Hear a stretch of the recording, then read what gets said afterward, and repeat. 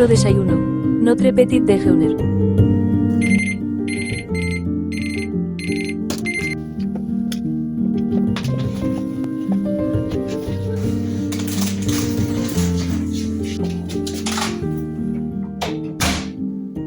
Ai, berandu da.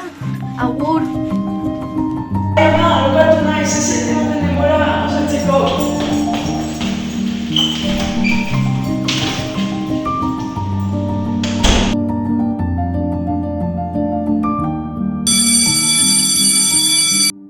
Gaur, gozariak gure energian duen eraginaz hitz egingo dugu.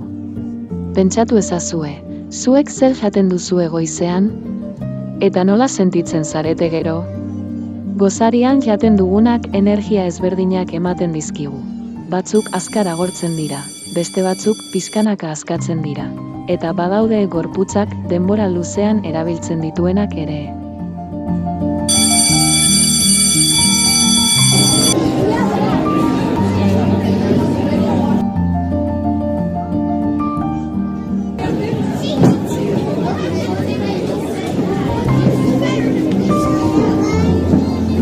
Diagnosia egin dugu ikaskomunitatean, Google galdetegi bat erabiliz eta galdera desberdinak luzatuz.